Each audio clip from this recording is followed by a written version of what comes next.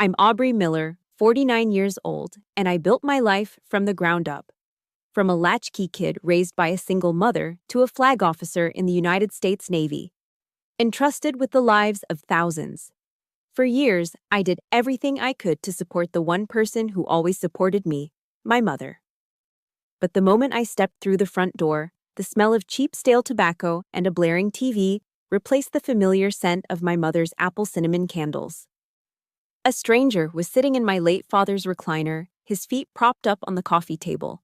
He looked at me, a woman who had just commanded 5,000 sailors across the Pacific, and smirked. "Hey there, Missy," he grunted, not bothering to stand. "Your mom's busy cooking my dinner. Don't just stand there, take that bag into the kitchen." He didn't know who I was. He looked at my wet raincoat and saw a failure. Worse, he was turning my mother into a servant in her own home. He proudly flashed his retired colonel's watch to intimidate me. He had no idea that inside the bag I was carrying, there was a level of authority that would make him snap to attention and tremble. Let me know where you're listening from in the comments, and hit that subscribe button if you believe in this simple truth. Never underestimate a woman just because she's silent. The September rain in Virginia Beach is never just rain. It's a relentless gray sheet of water that tries to wash the pavement clean. I'd been driving for 4 hours, fighting the traffic coming out of Norfolk, my windshield wipers fighting a losing battle against the downpour. All I wanted, all I craved, was the silence of my childhood home. I wanted to hug my mother, maybe drink a glass of iced tea, and sleep for 14 hours. I turned onto the familiar cul-de-sac, the tires of my sedan crunching over the wet leaves. That's when I saw it. There was a truck parked in the driveway. Not just parked, it was dominating the space. It was a Ford F-150, lifted high enough to require a stepladder, painted a matte black that screamed midlife crisis. It was double parked, taking up the center of the driveway, forcing me to park my modest sedan on the street, half in a puddle. I gripped the steering wheel, my knuckles turning white. My father had built that driveway. He always taught me to park to the side, to leave room for others. It was a small thing, but in the military and in life, the small things tell you everything you need to know about a person's discipline. Whoever owned this truck had none. I took a deep breath, grabbed my leather overnight bag from the passenger seat, and made a dash for the porch. The humidity hit me instantly, clinging to my skin. I shook off my umbrella, smoothed down my wet hair, a practical pixie cut that had served me well at sea, and unlocked the door. I expected the smell of baking. My mother, Maggie, always baked when she knew I was coming home. Apple pie, or maybe her cinnamon casserole. Instead, I was hit by a wall of stale air.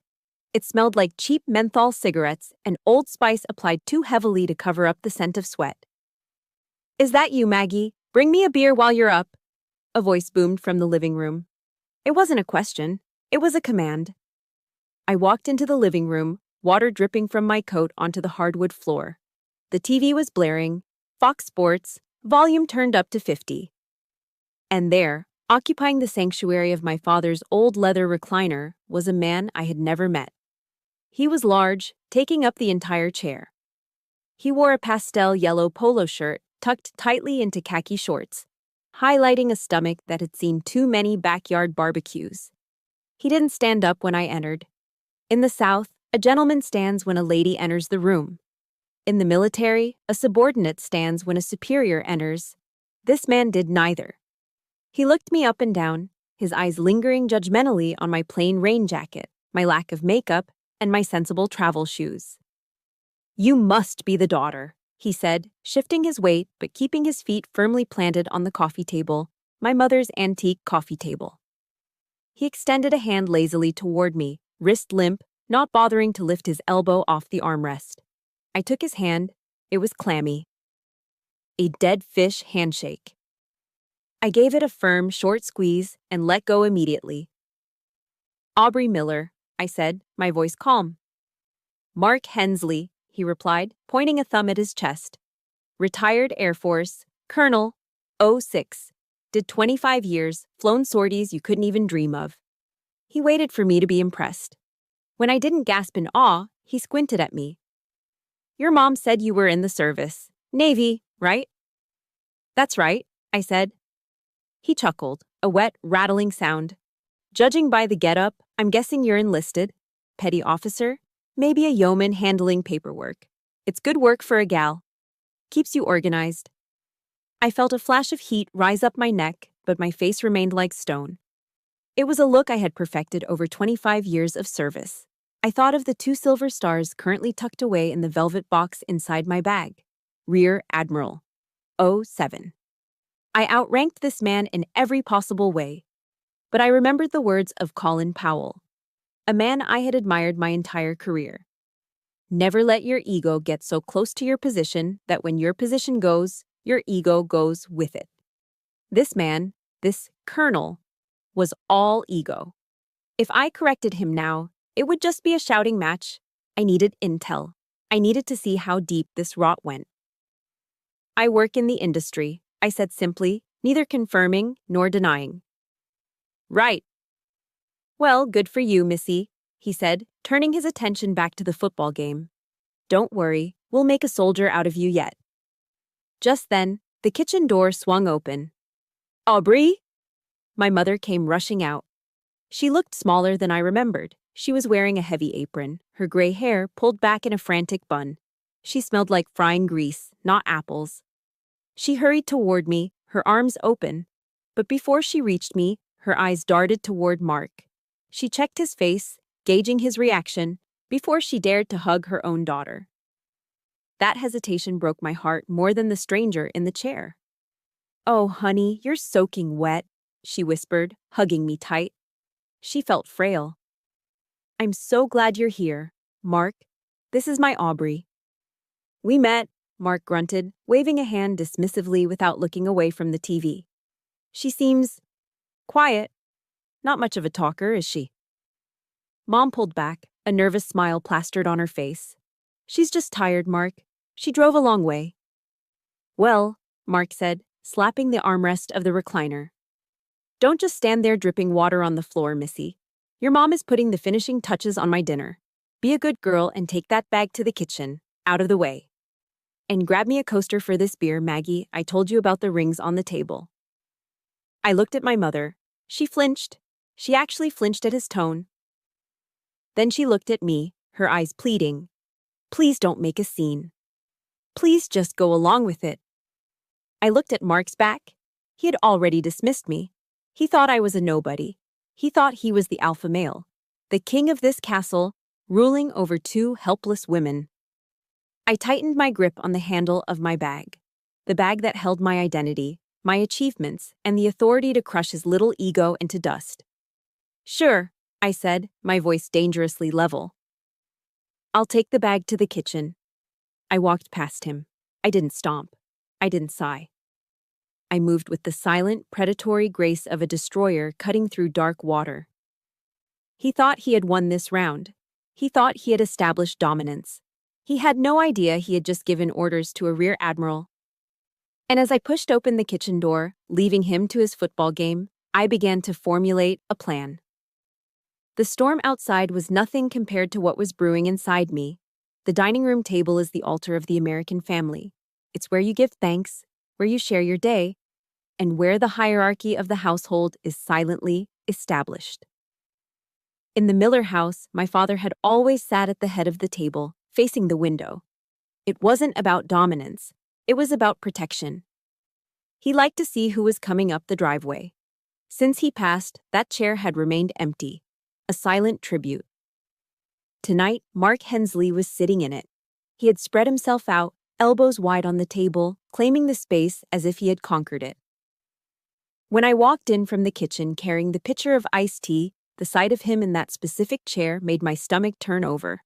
It felt like a violation. Sit anywhere, kiddo, Mark said, gesturing with a fork to the side chair, the guest chair. Don't be shy. I set the pitcher down with a little more force than necessary. The ice cubes clattered against the glass. I took the seat to his right, the spot I used to sit in when I was 10 years old. Mom came in from the kitchen, carefully balancing a steaming ceramic dish with oven mitts. It was her signature chicken and rice casserole, the ultimate comfort food. Cream of mushroom soup, shredded chicken, wild rice, and that crispy onion topping that she only made for special occasions. The smell of it usually transported me back to safer, simpler times. "Here we go," Mom said, her voice a little breathless, as she set the trivet down in front of Mark. She looked at him, her eyes wide and hopeful, waiting for approval. Mark didn't even look at her.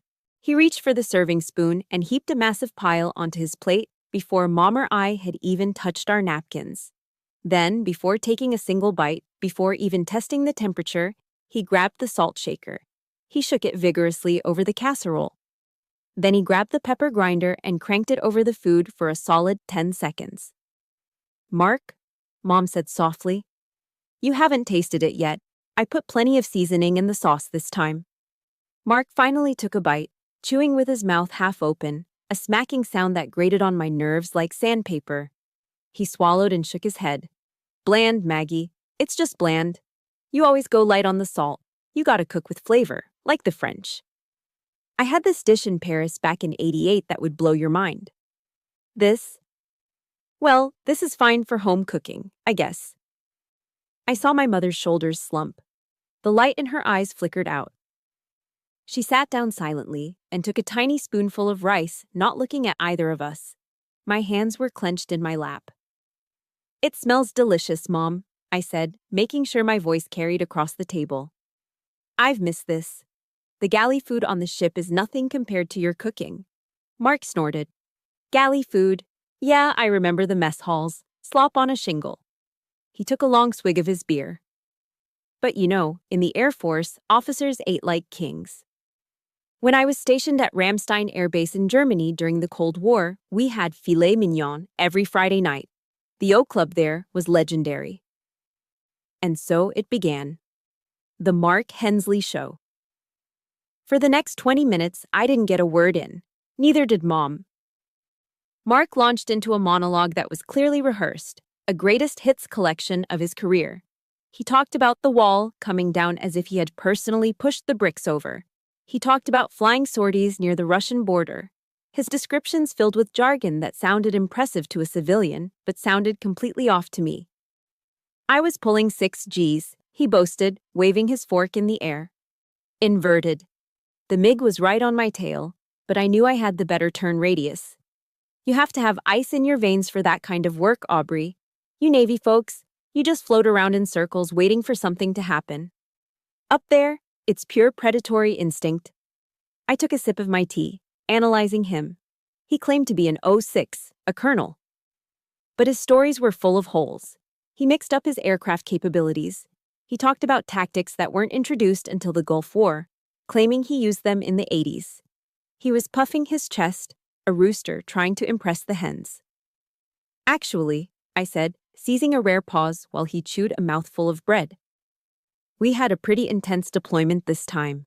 We navigated a carrier strike group through a typhoon in the South Pacific. 5,000 sailors, 70 aircraft, and waves crashing over the flight deck. The logistical coordination alone was..." "Boring," Mark interrupted. He didn't just speak over me, he waved his hand in front of my face as if shooing away a fly. "Come on, nobody wants to hear about logistics, Missy. That's paperwork. That's glorified traffic control." He leaned in, looking at me with a patronizing smirk that made my skin crawl. "You see, that's the difference. You manage people. I manage machines. Deadly machines. You're a manager. I was a warrior. There's a difference in the DNA."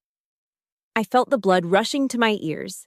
I wanted to tell him that, as a rear admiral, I commanded more firepower with a single word than he had ever seen in his entire career. I wanted to tell him that logistics won wars. I wanted to tell him that managing people meant holding the lives of young men and women in my hands every single day. But I looked at Mom. She was pushing a green bean around her plate with her fork, creating little patterns in the gravy. She wasn't eating, she was shrinking. "Mom," I said, trying to bypass Mark entirely. "How is the volunteering going? You were working at the VA hospital library, right? Reading to the veterans?"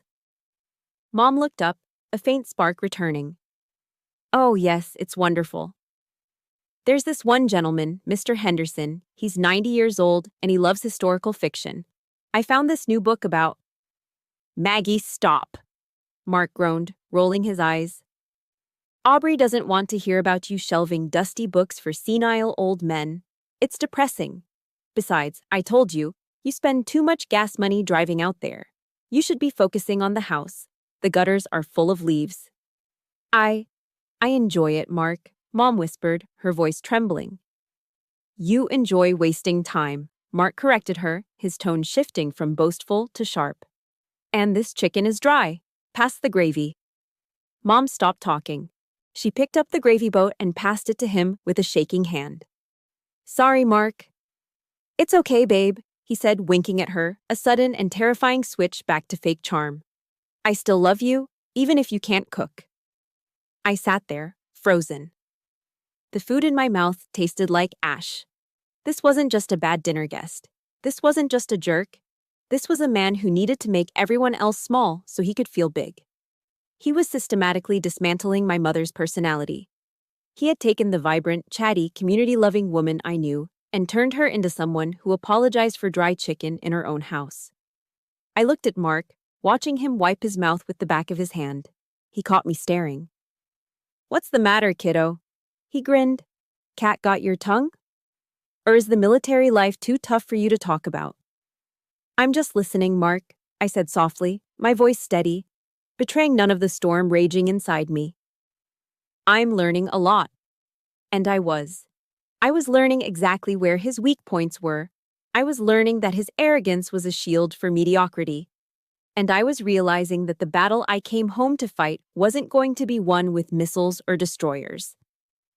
It was going to be won at this dining table, and I needed to choose the perfect moment to strike. But not yet. The night was young, and he had barely started drinking. So, Mark said, leaning back and patting his stomach, let's talk about you, 49 and still single. We need to fix that. I gripped my fork until my knuckles turned white. Here it comes. The silence after dinner wasn't peaceful. It was heavy, like the humid air before a tornado touches down. I helped Mom clear the table, my movements mechanical, while Mark retired to the living room. He didn't offer to carry a single plate. In his world, domestic labor was women's work, regardless of rank or exhaustion. When I walked into the living room 10 minutes later, the air had changed. A thick, pungent gray cloud hung suspended in the center of the room. Mark was leaning back in my father's recliner, a glass of amber liquid, my father's good Kentucky bourbon that he saved for Christmas, balancing on his knee. In his other hand was a cigar. It wasn't a good cigar. It was a cheap gas station stogie that smelled like burning tires and wet cardboard. My mother stopped in the doorway behind me. She let out a small, involuntary cough. Mark, she whispered, her voice trembling. I thought we agreed. No smoking inside. The drapes hold the smell so bad. Mark didn't even turn his head. He took a long, slow drag, letting the smoke curl out of his nose like a dragon surveying its hoard. Relax, Maggie. It's raining outside. You want me to catch pneumonia? Besides, a little smoke keeps the moths away. Consider it home maintenance. He flicked the ash. He didn't use an ashtray. He flicked it directly into the potting soil of my mother's favorite peace lily. I felt a muscle in my jaw jump. Disrespecting a person is one thing. Disrespecting their sanctuary is another. But before I could speak, Mark turned his gaze on me. His eyes were glassy, slightly red from the bourbon. He patted the sofa adjacent to him. Sit down, Aubrey. Let's have a real talk. No military jargon. Just family. I sat on the edge of the sofa, keeping my posture rigid. What's on your mind, Mark? You, he said, pointing the lit end of the cigar at me. I've been watching you. You walk around here stiff as a board. You got no ring on your finger, no pictures of grandkids in your wallet. I did the math. You're 49, right? That's correct, I said. 49, he repeated, shaking his head with mock sadness. That's a dangerous age for a woman. You're approaching the event horizon, the point of no return. I knew where this was going. I had heard it from drunk sailors in port bars, and I had heard it from jealous male colleagues passed over for promotion. But hearing it here, in my childhood home, from a man wearing khaki shorts and drinking my dead father's liquor, felt particularly vile. My career has been my priority, I said calmly. I've served my country. Service is honorable, Mark nodded, feigning agreement. But let's look at the good book. You know your Bible, don't you? Ephesians 5:22. He didn't wait for me to answer. He recited it with the confidence of a TV evangelist. Wives, submit yourselves to your own husbands as you do to the Lord. For the husband is the head of the wife. He took a sip of bourbon, letting the words hang in the smoke-filled air. You see, Missy, nature has an order, a chain of command. God, man, woman. When you try to bypass that, when you try to be the man, well, you end up alone. You end up hard. He leaned forward, his voice dropping to a conspiratorial whisper, as if he were giving me the secret to life. A woman without a husband and children. She's like a fruit tree that never blossoms. You can be a tall tree. You can be a strong tree. But if you don't bear fruit, you're just firewood. You're biologically useless. The insult hit me in the chest. It was a biological weapon, designed to target the one thing my rank couldn't protect. My choices as a woman. I have 5,000 sailors who look to me for guidance, I said, my voice icy. I have mentored hundreds of young officers. I have a legacy, Mark. Mark laughed. It was a cruel, barking sound. Sailors, you think those kids care about you? They salute the uniform, Aubrey, not you. When you retire, when they strip those fancy stripes off your sleeve, who's gonna be there? The Navy doesn't love you back. He gestured around the empty room with his cigar. Picture it. 10 years from now, you're 60. You wake up in some cold apartment. Maybe you have a cat, maybe two. You look at those medals on the wall. Can those medals hug you? Can a Distinguished Service Medal hold your hand when you're sick? Can a ribbon tell you it loves you? He sat back, satisfied, thinking he had delivered a fatal blow. I'm telling you this because I'm an alpha male, he said, tapping his chest. I see the world how it is, not how you liberals want it to be. You chased a career to run away from your nature. And now? Now you're just a dried-up old maid playing dress-up in a man's world. I looked at my mother. She was standing by the bookshelf, clutching a dish towel. Her eyes were wet. Surely she would say something. Surely she would defend her daughter against this misogynistic assault. Mom? I said softly. Mom looked at Mark, then at me. She forced a smile that looked painful. He just wants you to be happy, Aubrey, she stammered, her voice cracking. Mark knows about these things. He's just worried you'll be lonely. Like I was. The air left my lungs. It wasn't the smoke, it was the betrayal. She didn't see me. She didn't see the Admiral. She didn't see the woman who had sacrificed everything to ensure she was safe financially. She only saw what Mark told her to see. A failure. A spinster. A disappointment. Mark smirked, seeing my mother's submission. He had won. He had successfully gaslighted her into believing his abuse was actually concern. He had weaponized her fear of loneliness to control her. I stood up. The smoke was burning my eyes, but I refused to blink. I refused to let a single tear fall in front of this man. I think I'll turn in, I said. My voice was devoid of emotion. Stoicism is not the absence of feeling, it is the mastery of it. Inside, I was a nuclear reactor on the verge of meltdown, but on the outside, I was cool steel. You do that, Mark chuckled, reaching for the remote control. Go get your beauty sleep. God knows you need it at your age. I walked up the stairs, my footsteps heavy. I could hear the TV volume go up again. I could hear Mark ask my mother to fetch him some ice. Before we continue to the next chapter, I need to ask you something. If you are listening to this and your blood is boiling right now, you are not alone. We have all met a Mark, someone who tries to make themselves feel big by making you feel small. I want you to pause for a second and hit the like button if you believe a woman's value is not defined by a ring on her finger. And tell me in the comments, if you were Aubrey, would you have slapped him, or would you have stayed silent like she did? Type, "Silence is power," if you think she's doing the right thing by waiting. I closed the door to my childhood bedroom and leaned against it, breathing hard. The insults replayed in my head. Barren. Firewood. Useless. He thought he had broken me. He thought I was retreating to lick my wounds.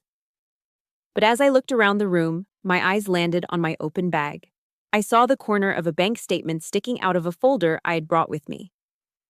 Mark had made a mistake. He had gotten comfortable. He thought he was untouchable because he was a man in a house of women. But he forgot one thing. I wasn't just a woman. I was an investigator. If he was this insecure about his status, this desperate to prove he was a big shot, then he was hiding something. Men like Mark don't just steal dignity, they steal money. I looked at the clock, 9 p.m. I would wake up at 0500. While he was sleeping off his bourbon, I was going to find out exactly who Mark Hensley really was. The biological warfare was over. The financial audit was about to begin. The internal clock of a naval officer is a stubborn thing. It doesn't care about jet lag, and it certainly doesn't care about emotional exhaustion. At 0500 hours, my eyes snapped open. The house was silent, save for the rhythmic drumming of the rain that hadn't let up since I arrived. I lay in bed for a moment, staring at the familiar popcorn ceiling of my childhood bedroom. For a split second, I felt safe. Then, the memory of the night before, the cigar smoke, the insults, the way my mother shrank into herself, came flooding back. I wasn't going back to sleep. I needed coffee, black and strong. I slipped out of bed, dressed in my gray navy PT gear, physical training shorts, and a t-shirt, and moved silently down the hallway. I didn't turn on the lights. I knew every squeaky floorboard in this house. I had spent 18 years learning how to avoid them when sneaking out as a teenager. But as I reached the bottom of the stairs, I saw a light coming from the kitchen. I paused. My mother wasn't an early riser anymore.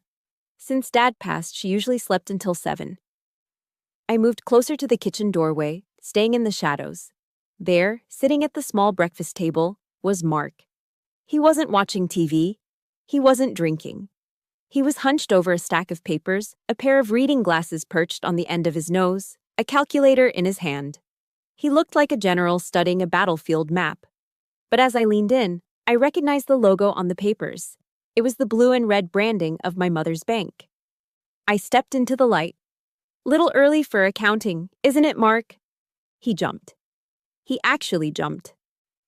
His hand instinctively slapped down over the paper he was reading, covering it. He whipped his head around, his eyes wide before he composed himself into that familiar, arrogant smirk. "Jesus, Missy," he breathed, taking off his glasses. "You sneak around like a cat. Don't they teach you to announce yourself in the Navy?" "They teach us stealth," I said, walking over to the coffee maker. I kept my back to him, listening to the rustle of papers as he quickly shuffled them into a folder. "What are you working on?" "Just household management," he said, his voice regaining its bluster. "This house is falling apart, Aubrey. The wiring is shot, the insulation is garbage. I was just running the numbers to see what it would take to bring it up to code. You know, modern standards. Open concept, granite countertops, maybe knock down that wall between the dining room and the den." I turned around, leaning against the counter with my mug. "That sounds expensive." "Does Mom want an open concept?" Mark waved a hand dismissively. "Maggie doesn't know what she wants. She's stuck in the 70s.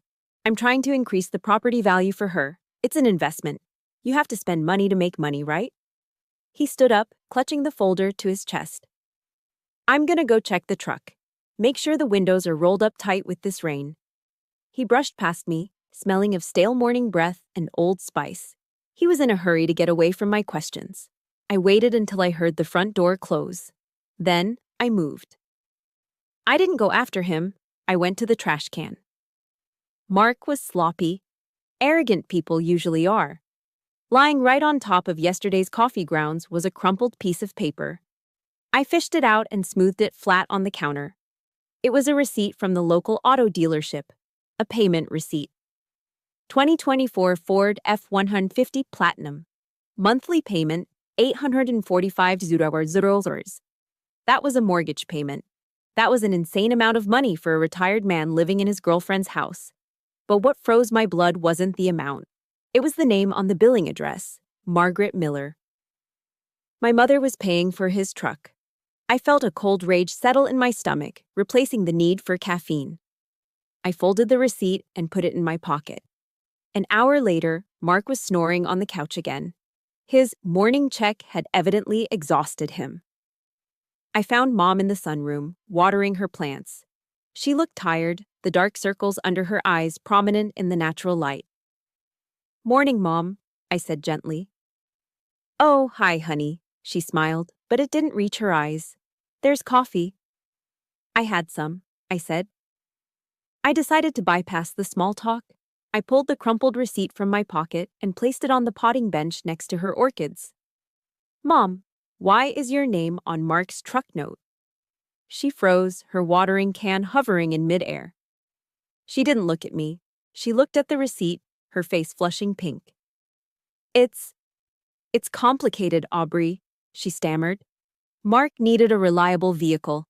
His old car died, and a man of his stature needs a truck." "Why are you paying for it?" I pressed, keeping my voice low but firm. "I'm not paying for it forever," she insisted, finally looking at me, defensive. "I just co-signed, and I'm covering the payments temporarily, just until his pension gets sorted out." "His pension?" I asked. The investigator in me went on high alert. "He's a retired 06, Mom. A colonel with 25 years of service. His pension is automatic, it's direct deposit, it doesn't get unsorted." "Well, that's what he told me," Mom said, wringing her hands. "He said there was a glitch with DFAS. The Defense Finance and Accounting Service. He said because of his divorce from his ex-wife, that horrible woman who took everything, there was a freeze on his accounts. He's waiting for the paperwork to clear. It's been a nightmare for him, Aubrey. He's so embarrassed about it." "How long has it been frozen, Mom?" She looked down at her slippers. "About 4 months." 4 months, I repeated. "So for 4 months, you've been paying for his truck, his food, his booze, and his cigars? On your fixed income? On Dad's life insurance money?" "He's going to pay me back," she snapped, tears welling up in her eyes. "With interest, he promised. He's writing up a plan to renovate the house to pay me back for the hospitality. He wants to knock down walls." "He wants to knock down walls with your money, Mom," I said ruthlessly. "He has no money. If DFAS froze a colonel's pay for 4 months, he'd be on the phone with his congressman every single day. Is he making those calls? Or is he watching football?" Mom didn't answer. She turned away, trembling. "You don't understand. He loves me. We're partners." "Partners share burdens, Mom. Parasites feed off the host." She flinched as if I'd slapped her. "Don't call him that." "I'm sorry," I said, stepping back, "but I'm going to prove it to you." I walked away, my heart pounding. It was worse than I thought. Mark wasn't just a misogynist bully. He was a financial predator. He had targeted a lonely widow, used a fake sob story about a crazy ex-wife, and bureaucratic glitches. Stories that sounded plausible to a civilian but were laughable to anyone in the service, to drain her life savings. He was driving a luxury truck on her dime while she clipped coupons for groceries. I went back to the kitchen and looked at the spot where he had been sitting. He had been calculating the renovation costs, not to increase the property value for her, but to convince her to pull more money out of her retirement accounts, a home improvement loan that he would undoubtedly manage and from which he would undoubtedly skim. I needed to stop him. But I couldn't just yell. Mom was too deep in the fog. She was defending him because admitting the truth would mean admitting she had been fooled. It would mean she was alone again. I needed leverage. I needed something that would shatter his colonel persona so thoroughly that even my mother couldn't ignore it. I looked at the bag I had left at the bottom of the stairs, the bag with my uniform. Mark wanted order and discipline. He wanted to talk about chain of command. Fine, I would give him exactly what he asked for. By late afternoon, the rain had finally stopped, leaving behind a thick, suffocating humidity that makes Virginia Beach feel like a sauna in September. I had spent the last 2 hours fixing the screen door on the back porch, something my father would have done immediately. But Mark had let hang off its hinges for months. I came inside, wiping the grease from my hands onto a rag. I had left my leather overnight bag, the one I lived out of, neatly tucked against the wall at the bottom of the staircase. It was positioned perfectly on the landing, out of the flow of traffic. In the Navy, gear adrift is a gift, meaning if you leave your stuff lying around, it's gone. I didn't leave gear adrift. I was precise. I was heading to the kitchen to wash up when I heard the heavy, lumbering footsteps of Mark coming down the stairs. Thump, thump, thump. Then, silence. He had stopped at the landing. I turned around just in time to see it. Mark looked at my bag. There was plenty of room, at least 3 feet, to walk past it. But he didn't walk past it. He looked at the bag, looked at the kitchen door where he thought I was, and then, with the deliberation of a soccer player taking a penalty kick, he swung his foot. Thud. He kicked the heavy leather bag hard enough to send it skidding across the hardwood floor. Ow!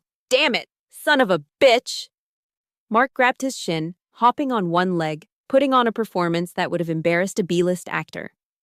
He leaned against the banister, groaning loudly. Maggie, Maggie, get in here. I stood there, my arms crossed, watching the show. My mother came running from the laundry room, her face pale with panic. What happened? Mark, are you okay? I'm crippled, that's what I am, Mark bellowed, pointing a shaking finger at me. Your daughter tried to kill me. Look at this. She left her bag right in the middle of the walkway. It's a trip hazard, a lawsuit waiting to happen. He turned his fury on me. His face was red, his neck veins bulging. This wasn't just about a stubbed toe. This was about power. He needed to break me. Get over here, he barked. I walked slowly to the foot of the stairs. I didn't rush. I didn't look scared. I looked at him with the cold calculation of an officer assessing a threat. The bag was against the wall, Mark, I said calmly. You had 3 feet of clearance. Don't you backtalk me, Missy, he shouted, spit flying from his lips. I don't care where you think it was. In my house, we keep the decks clear. Is this how you live in the Navy? Is this what they teach you? To be a slob? He limped closer, invading my personal space. He smelled of stale beer and aggression. In the Air Force, he lectured, poking a finger toward my chest. We had discipline. We had order. If a cadet left his gear in the walkway, we threw it out the window. We taught them respect. Obviously, you never learned that. That's probably why you're stuck at the bottom of the ladder, huh? Just a grunt who can't even keep her quarters clean. I felt the heat rising in my chest. The bottom of the ladder. I commanded a carrier strike group. I was responsible for the order and discipline of a floating city. My quarters on the ship were inspected by legitimate admirals. And here was a man who couldn't even fix a screen door, lecturing me on standards. Mark, I began, my voice dropping an octave, a warning tone that usually made commanders nervous. I assure you, my discipline is not the issue here. Don't you dare give me attitude, he screamed. Apologize, right now. You apologize for your negligence. I looked at my mother. I expected her to say, Mark, stop it, she didn't do anything. I expected her to be the mother who used to chase bullies away from the playground. But she didn't. She stood next to him, wringing her hands, tears welling up in her eyes.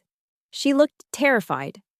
Not of him hurting her physically, but of the noise, the conflict, the potential abandonment. Aubrey, please, she whispered, her voice cracking. Just tell him you're sorry. Please, for me. That was the knife twist. For me. She was asking me to validate his lie to keep her peace. She was asking me to submit to a tyrant so she wouldn't have to face the truth. I looked at Mark. He was grinning now. A triumphant, predatory grin. He knew he had her, and because he had her, he thought he had me. I took a deep breath. I could end this right now. I could open that bag, pull out my ID, and end his entire charade. But the timing wasn't right. It was 4 p.m. He was just buzzed, not drunk. The impact wouldn't be maximum. I needed total devastation. I swallowed my pride. It tasted like bile. I apologize, Mark, I said, my voice flat. I should have been more careful with the placement of my gear. It won't happen again.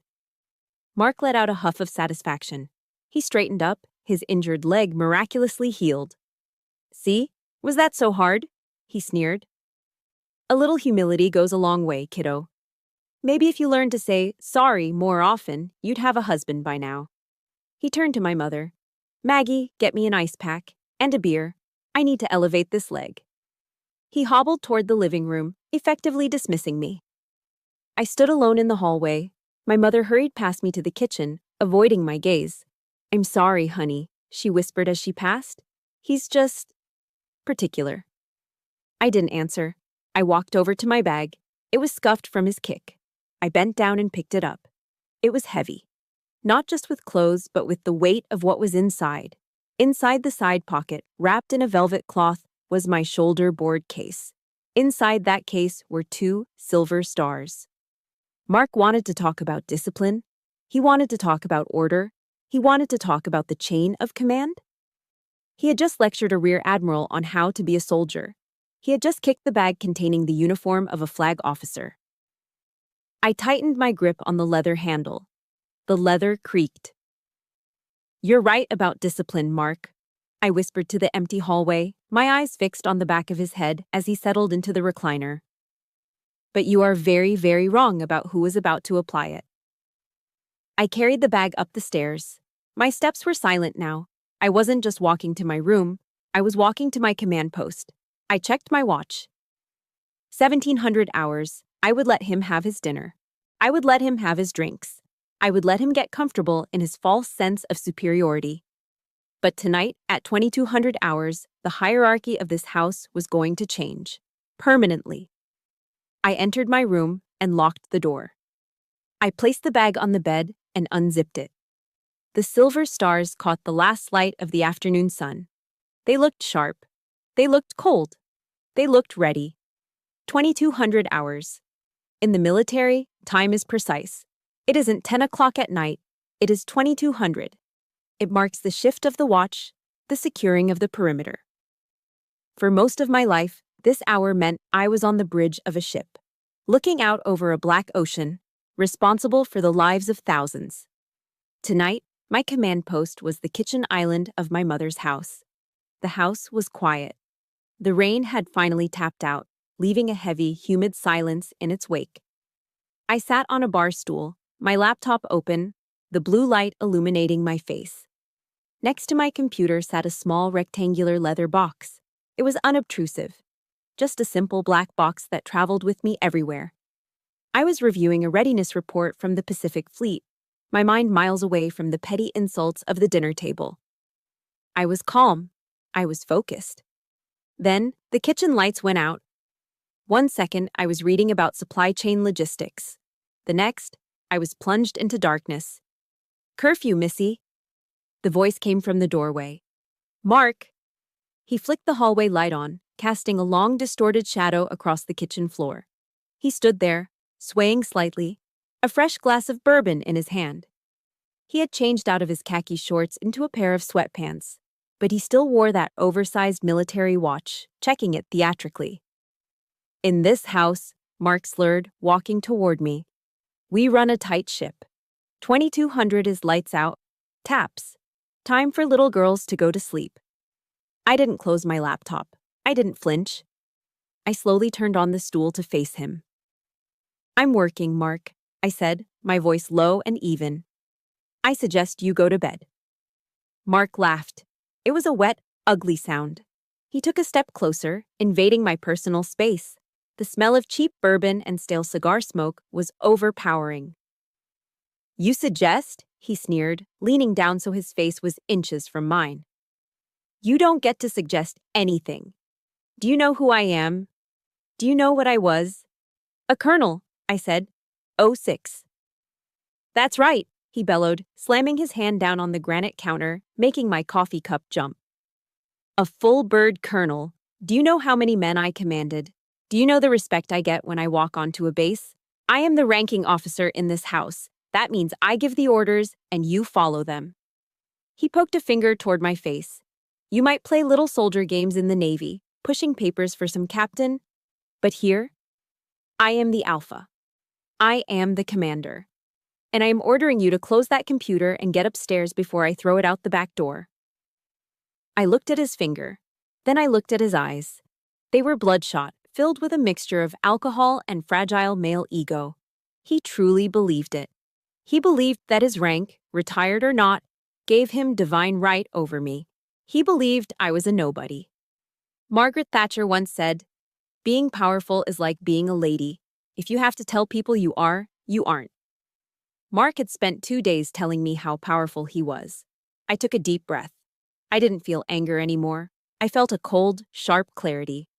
The time for observation was over. The time for engagement had arrived.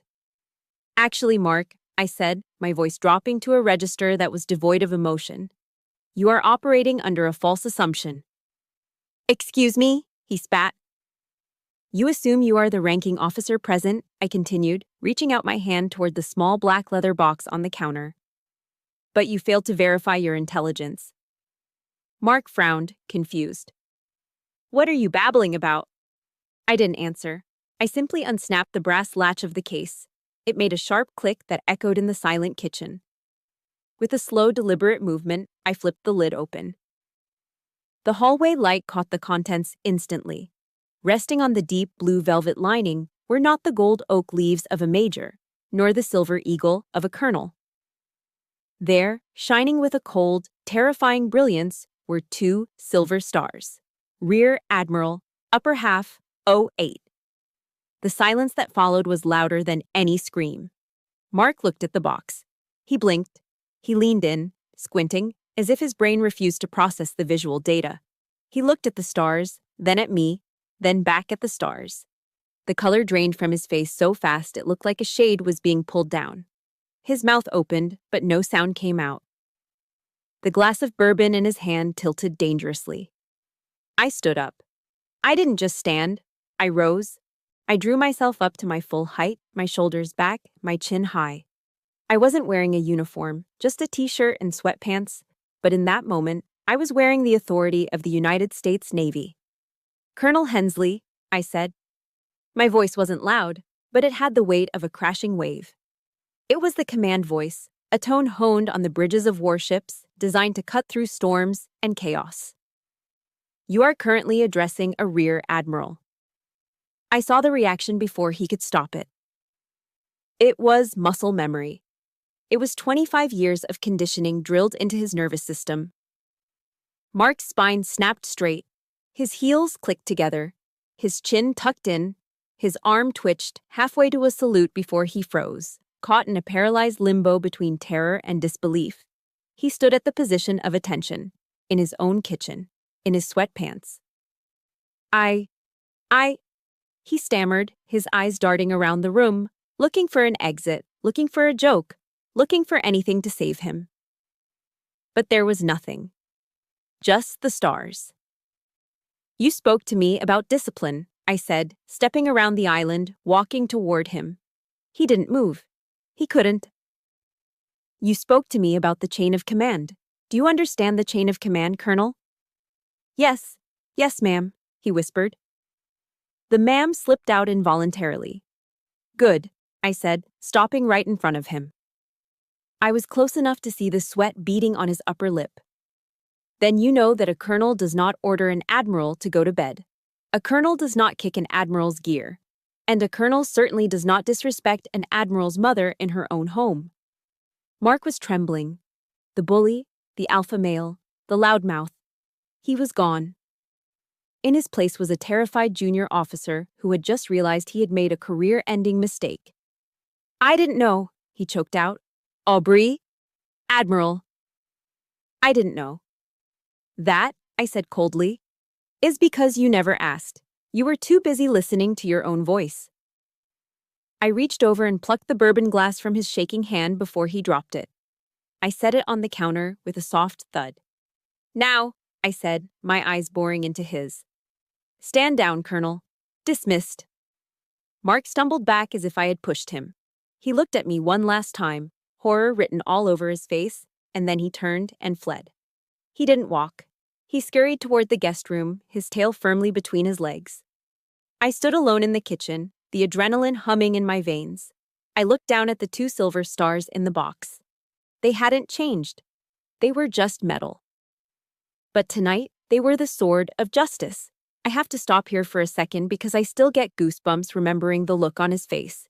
That moment, when the bully realizes he picked a fight with the wrong person, is the sweetest feeling in the world. If you cheered when Mark snapped to attention, do me a favor. Hit that like button right now. And I want to see the comments section explode. If you are Team Aubrey, if you believe in silent power, just comment one word. Salute. Let's see how many salutes we can get for taking the trash out. I closed the velvet box with a satisfying snap. The battle of the kitchen was over. But the war for my mother's future was just beginning. And now that Mark knew exactly who he was dealing with, things were about to get very interesting. The kitchen was silent, save for the hum of the refrigerator. Mark was leaning against the granite counter, his face pale, his breath coming in shallow, panicked rasps. He looked like a man who had just seen a ghost, or in this case, a career-ending court-martial. But as the initial shock of the silver stars faded, a different kind of panic set in. I saw his eyes dart toward the hallway. He wasn't looking for an escape route anymore. He was looking for his leverage. He was looking for his bankroll. "Maggie!" he called out, his voice cracking. He cleared his throat and tried to summon his fake baritone. "Maggie, honey, come in here." He was trying to get ahead of the narrative. It's a classic manipulator tactic. Isolate the victim, spin the story, and paint the truth-teller as the villain. But he was too late. From the shadows of the hallway, a figure emerged. My mother hadn't been asleep. She hadn't been cowering in her room. She had been standing just outside the door frame, in the dark, listening to every single word. She walked into the harsh light of the kitchen. She wasn't wearing her apron. She was wearing her old flannel robe, the one she used to wear when she sat up waiting for me to come home from high school dates.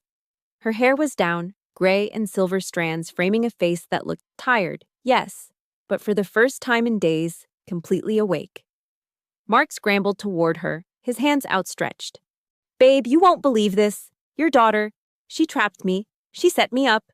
She's waving her rank around, trying to humiliate me in my own home. It's disrespectful, Maggie. It's conduct unbecoming."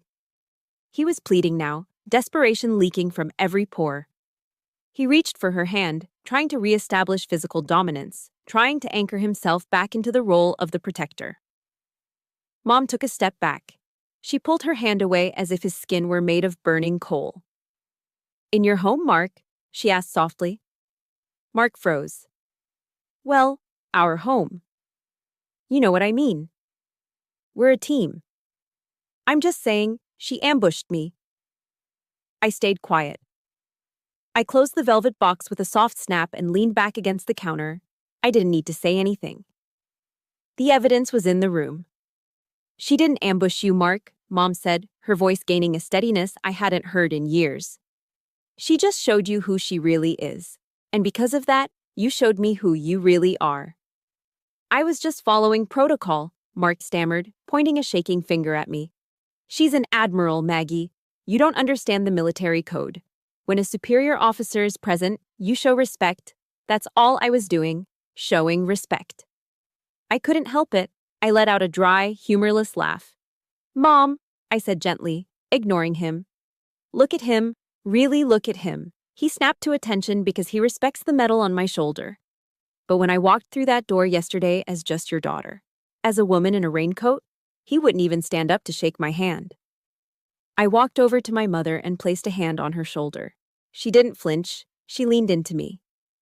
"He doesn't respect women, Mom," I whispered. "He respects power. And he only liked you because he thought you didn't have any." Mark's face turned a mottled purple. "That is a lie. I love this woman. I have done everything for her. I'm fixing up this house. I'm managing the finances because she was drowning. I am the only thing standing between her and a lonely old age." He played his ace card, the fear of loneliness, the weapon he had used to bludgeon her into submission for months. For a second, the room held its breath. I felt Mom tense up under my hand. I knew that fear. It was the terror of silence, of empty rooms, of having no one to cook for. It was a powerful ghost. Mom looked at Mark. She looked at the man sweating in his sweatpants, the man who had kicked my bag, the man who had insulted her cooking, the man who was driving a truck she paid for. Then she looked at me. She looked at the daughter she had raised alone. She saw the strength in my posture, the same strength she used to have before he chipped it away. "I would rather be lonely," Mom said, her voice clear as a bell, "than be with a man who makes me feel small." Mark's jaw dropped. "Maggie, you're not thinking straight. It's late. You're emotional." "I am emotional," she agreed, nodding slowly. "I'm angry. I'm angry that I let you sit in my husband's chair. I'm angry that I let you smoke in my living room. But mostly, I'm angry that I let you make me believe I wasn't enough." She pointed to the hallway. "To the front door. Pack your bags, Mark." Mark blinked, letting out a nervous chuckle. "What?" "Babe, come on. It's 10:30 at night. Where am I gonna go?" "I don't care," Mom said. "Go to a hotel. Go to your ex-wife's. Go to the base you brag about so much. But you are not sleeping under my roof tonight." "You can't do this," Mark snarled, his mask slipping completely now, revealing the nasty entitlement underneath. "I have rights. I've been living here for 4 months. You can't just kick me out like a dog." "Actually," I interjected, stepping forward, "since you never signed a lease and you don't pay rent, you are technically a guest.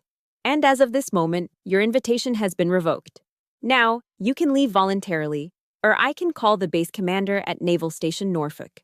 I'm sure he'd love to hear a story about a retired Air Force colonel refusing to vacate a widow's home." Mark looked at me, then at Mom. He saw the wall of resolve. He saw the checkmate.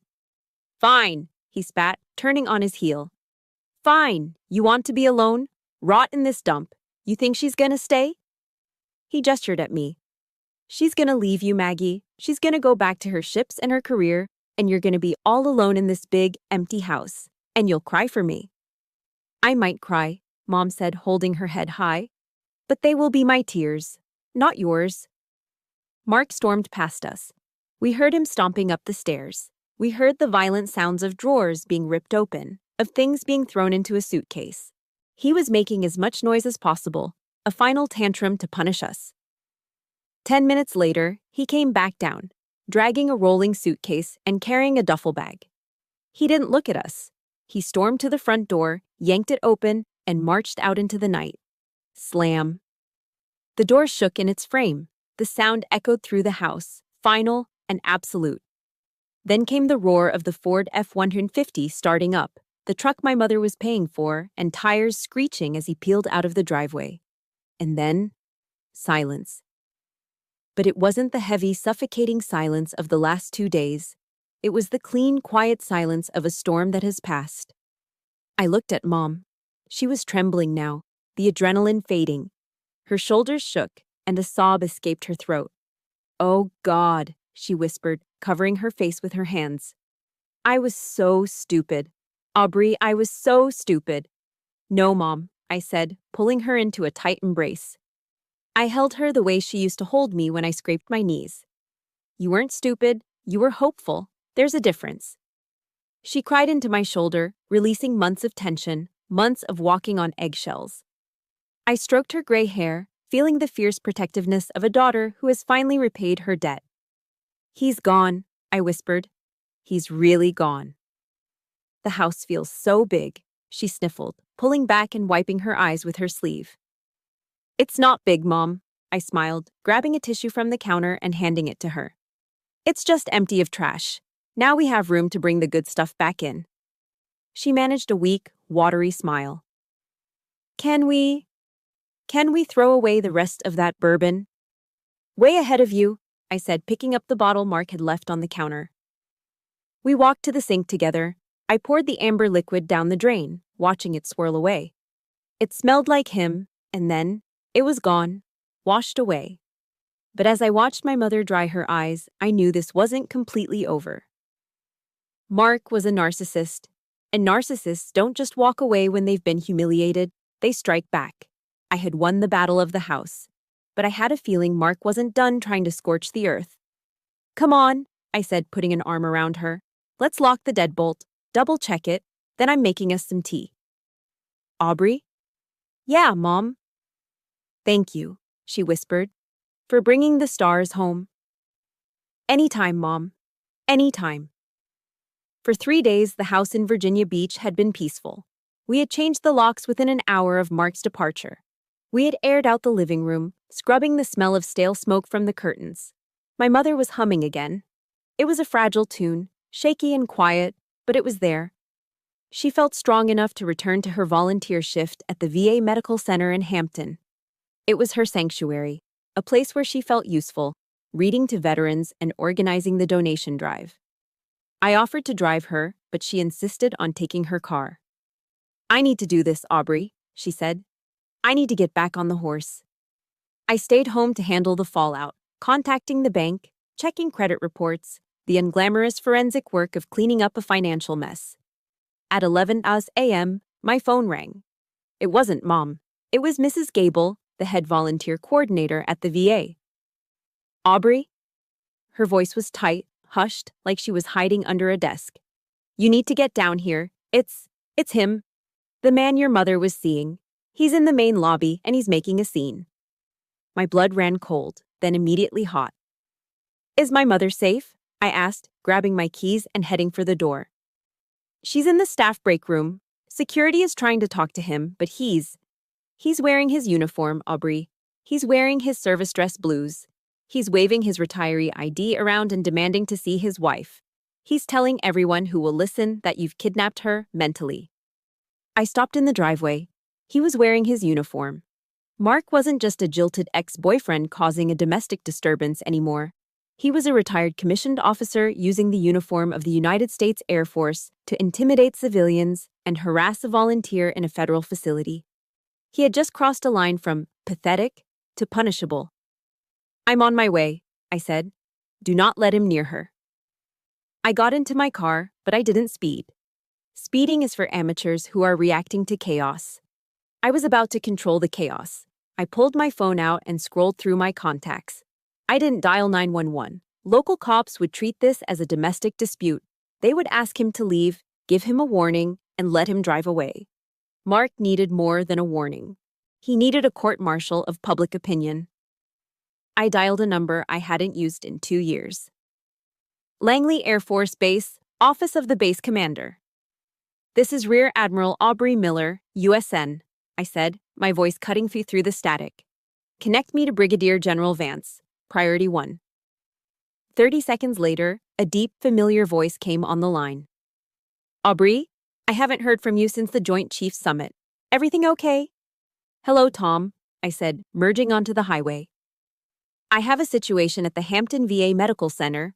I have a retired 06, Colonel Mark Hensley, causing a disturbance in full uniform. He is harassing volunteers and leveraging his rank to bypass hospital security. It is conduct unbecoming, Tom. And it is reflecting very poorly on your branch. There was a pause. The kind of pause where you can hear a general's jaw clench. He's in uniform? General Vance asked. Full service dress, making a spectacle in front of veterans. I'll handle it, Vance said. His tone was no longer friendly. It was lethal. I'll have a unit from the 603rd Security Forces Squadron there in 10 minutes. They have jurisdiction. Thank you, General. I hung up. I didn't need to scream. I didn't need to fight. I just needed to aim the weapon. When I walked into the VA Medical Center 15 minutes later, the lobby was a theater of the absurd. Mark was standing near the information desk. He looked ridiculous. His uniform jacket was too tight, straining at the buttons over his gut. He was red-faced, sweating, and holding a bouquet of cheap supermarket roses that were wilting in the heat. A small crowd of veterans, men in wheelchairs, women with canes, people who had actually given their bodies for this country, were watching him with expressions ranging from confusion to disgust. I have a right to see her, Mark was shouting at a poor VA security guard. She is confused. Her daughter is a high-ranking official who is brainwashing her. This is elder abuse. I am a colonel. Do you see this eagle? I demand you let me pass. Sir, please lower your voice, the guard said, looking overwhelmed. Don't tell me what to do, son, Mark bellowed. I was flying sorties while you were in diapers. Maggie, come out here. Save yourself. I stood by the entrance, folding my arms. I didn't intervene. I wanted him to dig the hole deep. I wanted every witness to see exactly who he was. Then, the automatic doors behind me slid open.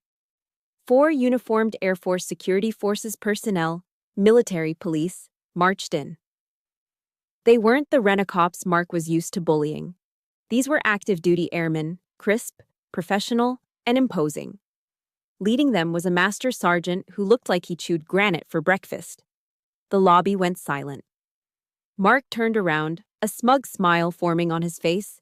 He thought they were his reinforcements. He thought General Vance had sent an honor guard for him. "Finally!" Mark shouted, spreading his arms. "Some respect. Sergeant, arrest the security guard for obstruction of justice. I am Colonel Hensley, and I have a situation here." The master sergeant walked right up to Mark. He didn't salute. "Colonel Mark Hensley?"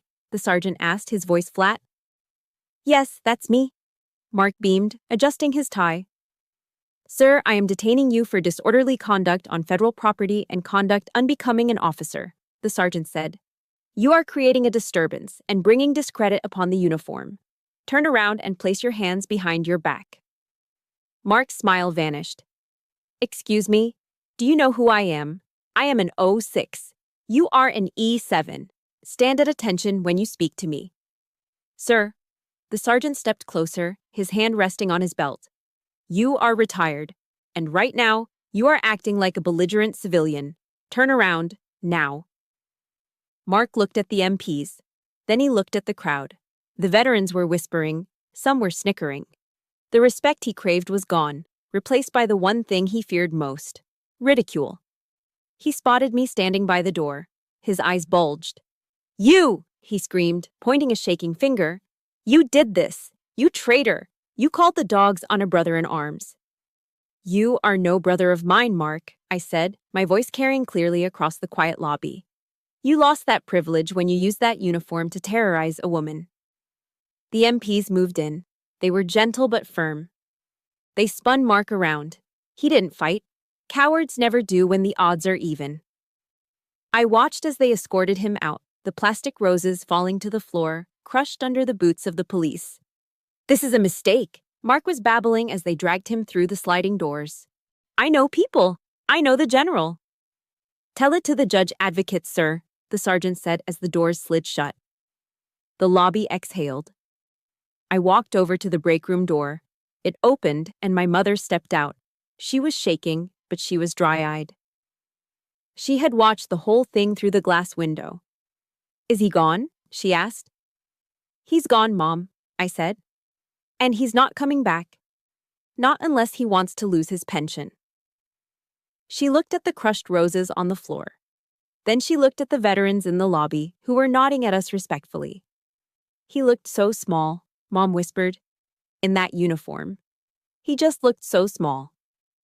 "Bullies always do," I said, "when you finally turn on the lights." I put my arm around her and guided her toward the exit. We walked past the spot where Mark had made his last stand. No one stopped us. No one questioned us. Outside, the sun was shining. The security forces cruiser was pulling away, red and blue lights flashing silently. "Come on, Mom," I said, opening her car door.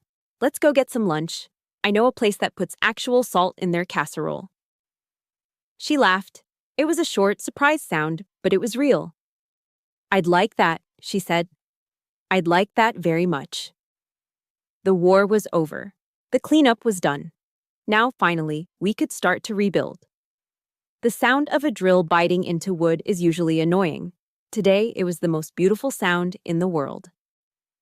I stood in the foyer, watching the locksmith, a burly guy named Mike with a "Support Our Troops" patch on his hat, tighten the final screw on the new deadbolt. He tested the key.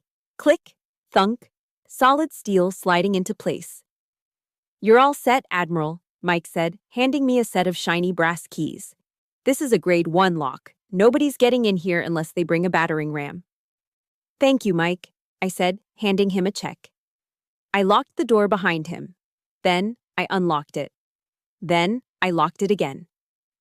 It was a small ritual, but it felt necessary. The physical barrier was up. Now came the harder part, the administrative firewall. I found Mom at the kitchen table. She was surrounded by a sea of paperwork, her reading glasses perched on the end of her nose. The air smelled of strong coffee and anxiety.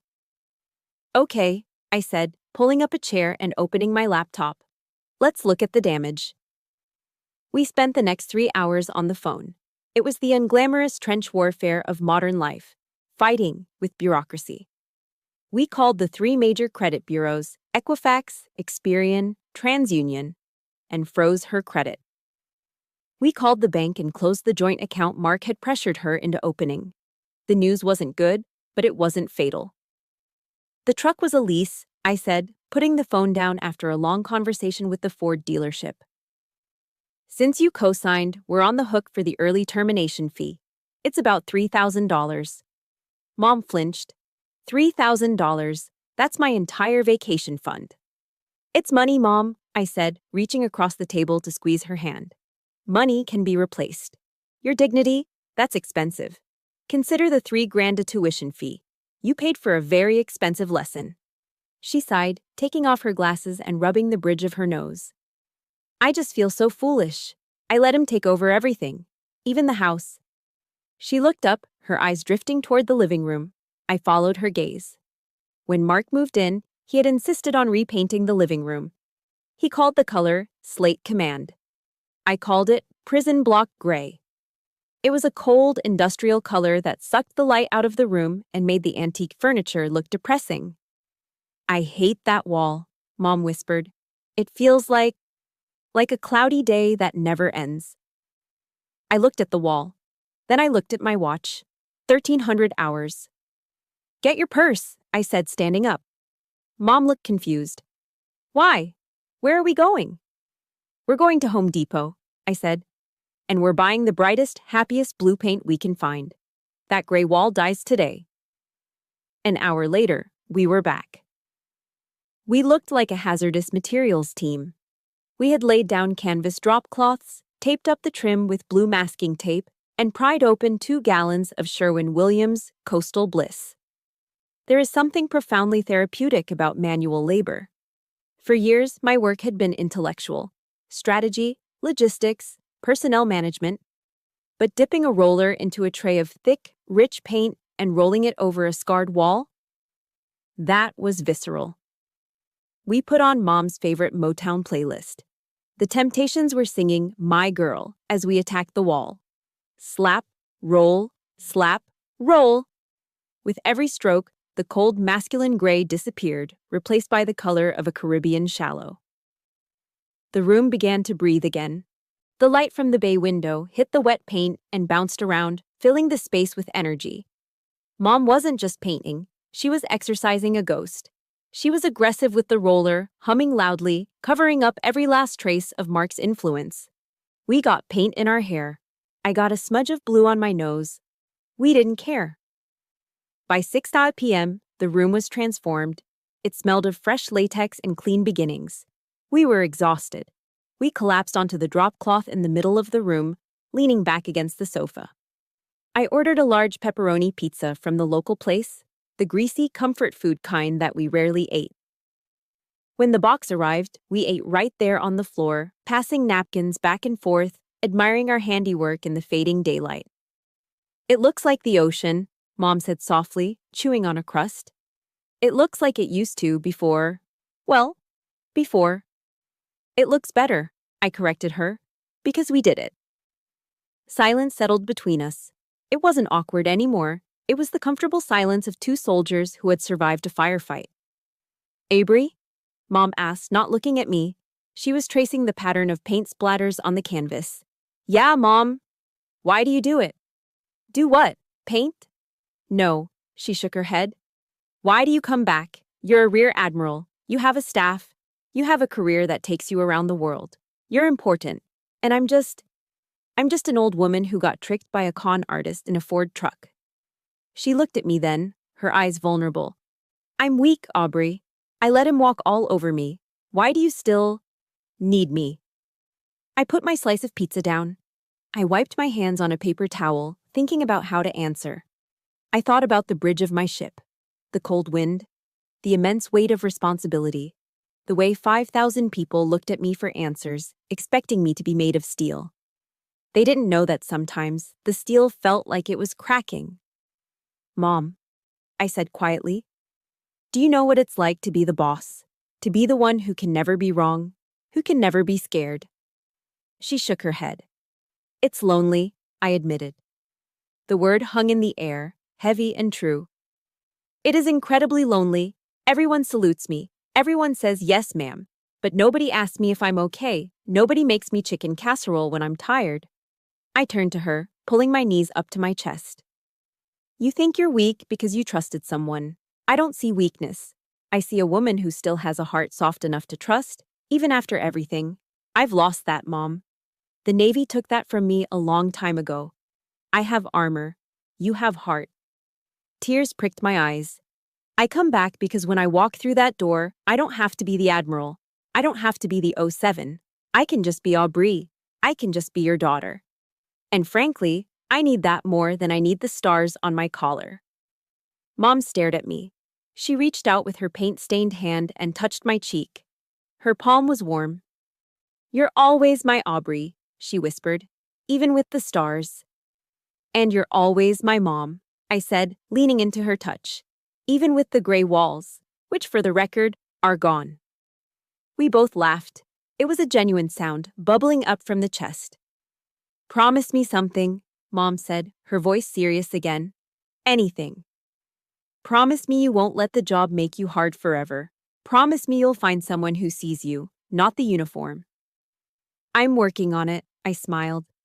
"But right now, I'm pretty happy just hanging out with my favorite roommate."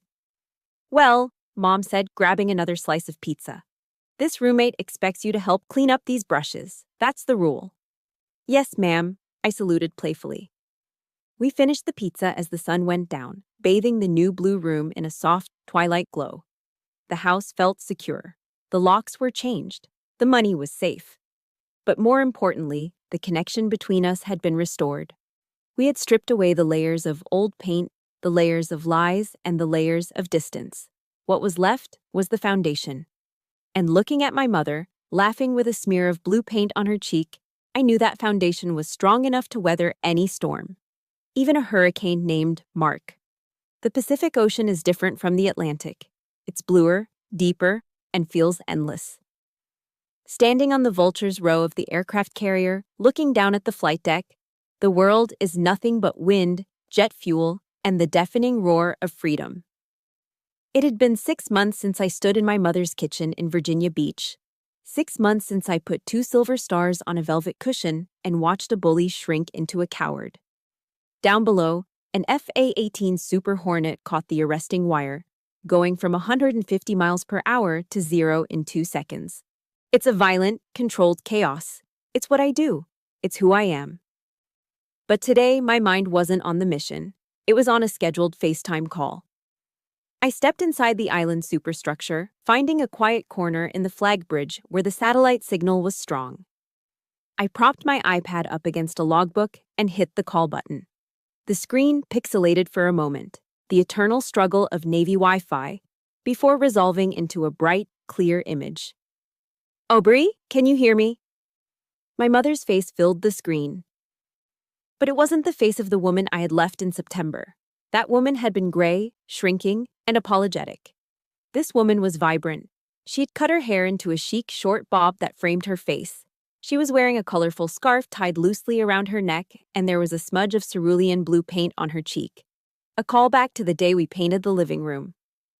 "I hear you loud and clear, Mom," I smiled. "You look busy." "Oh, honey, it's madness here," she laughed, turning the camera. She wasn't in the kitchen. She was in a studio space with high windows. Easels were set up in a circle, and half a dozen other women, all around her age, were laughing, mixing paints, and drinking iced tea. "We're working on landscapes today," Mom explained, flipping the camera back to herself. "I'm trying to capture the Blue Ridge Mountains, but my green is coming out a little too muddy. What do you think?" She held up a canvas. It wasn't a masterpiece, but it was bold. It had strong lines and bright colors. It was the work of someone who wasn't afraid to make a mark. "I think it's beautiful," I said honestly.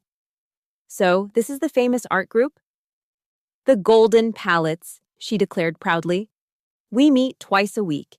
And guess what? Next weekend, 4 of us are piling into the car and driving up to Asheville to see the Biltmore estate. Linda has a timeshare, and she invited us all. You're driving? I asked. I am, she nodded. I got the oil changed in the sedan yesterday, checked the tires myself.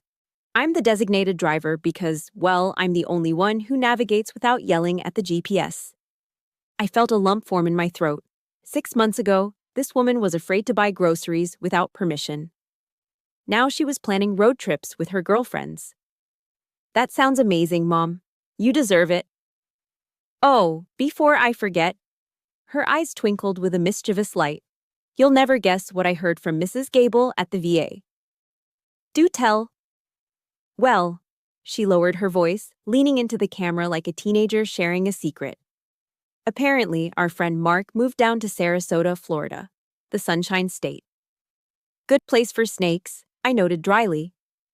He tried to work his magic on a wealthy widow he met at a golf course. Mom continued, unable to suppress a grin. She owns a chain of car washes. Apparently, he tried to move in after 3 weeks and asked to be put on her country club membership. She didn't just dump him, Aubrey. She had her lawyer serve him with a restraining order for harassment. I laughed out loud.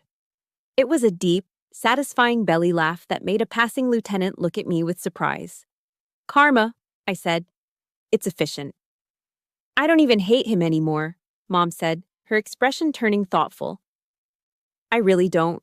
I just feel sorry for him. He spends his whole life trying to control people because he can't control himself. It must be exhausting. It is, I agreed. That's why he'll always be running. And you? You're standing still, but you're moving forward. Mom looked at me through the screen, her eyes soft. I wouldn't be here without you, Aubrey. You woke me up. You showed me the truth. You did the hard work, Mom. I just turned on the lights. We talked for another 10 minutes before she had to go. The Golden Palettes were demanding her attention for a critique session. Love you, Admiral, she waved. Love you, Mom. Drive safe. The screen went black. I sat there for a moment in the silence of the bridge. I looked out the reinforced glass window at the endless horizon. In the military, we talk a lot about legacy. We talk about battles won, territory secured, medals earned. For 30 years, I thought my legacy would be written in the logbooks of these ships. I thought it would be defined by the rank on my collar. But looking at my mother's smiling face, seeing her covered in paint, surrounded by friends, planning her own journey, I realized I was wrong. The greatest victory of my career wasn't over a foreign adversary. It wasn't navigating a typhoon. It was in a living room in Virginia Beach, helping a 70-year-old woman realize she didn't need a passenger in her life who was constantly grabbing the steering wheel. There is a verse in the Bible, John 8:32. I used to hear it in Sunday school, but I never really understood it until now. And you will know the truth, and the truth will set you free. Mark lived in a prison of lies. Lies about his rank, lies about his money, lies about his manhood. He trapped my mother in that prison with him. The truth, the cold, hard truth of who he was and who she was, had shattered the bars. I stood up and walked out to the catwalk. The wind whipped at my hair. I took a deep breath of salt air. My mother was driving to the mountains. She was driving her own car, on her own gas, with her own friends. She wasn't asking for permission. She wasn't apologizing for the route she took. That is freedom.